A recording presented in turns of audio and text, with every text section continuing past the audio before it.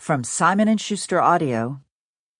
12 Churches, An Unlikely History of the Buildings That Made Christianity, by the Reverend Fergus Butler-Gallie.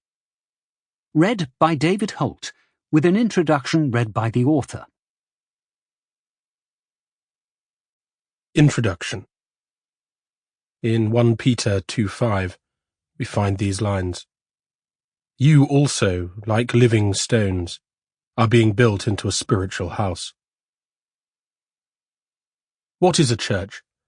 Well, put simply, it's the place where humanity encounters God. From the very earliest times, humans have been setting aside specific places for this purpose.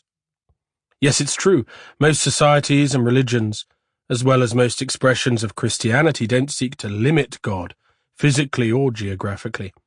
They say you can encounter him anywhere.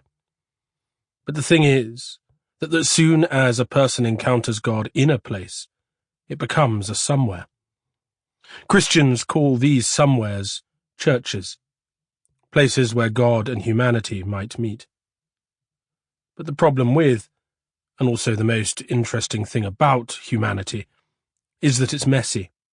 Specifically, it brings its mess, its violence and beauty, its competing desires for profit or sex or justice, with it wherever it goes. And that includes into churches. So the places where these encounters exist become messy too. They get caught up with the human as well as with the divine, blending the two in places made up of stones with stories to tell, in stones that live. I first walked into a church as a child, not yet a teen, susceptible to wonder, but beginning to be curious about the world, its past and my place in it. The church was St. Margaret's in Bethersden in Kent, the beautiful church that sits at the little ridge above the village nearest to my family home in the English countryside. It is a church I know well, having lived under the aegis of its parochial boundary for much of my childhood. It was there, among those centuries-old arches, that I first felt that distinctive atmosphere that comes from ancient stone, cooling, even on the brightest summer day.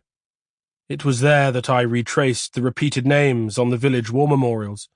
3 men, boys, really, with the same name, 2 more with another. Brothers or cousins, I wondered, of the First Trinity. Perhaps a father and then his son, one in each world war for the pair. It was there that I retraced the sentimental Victorian inscriptions and austere Georgian tributes that lined the walls, and ran my fingers over the medieval brasses. Sample complete. Ready to continue?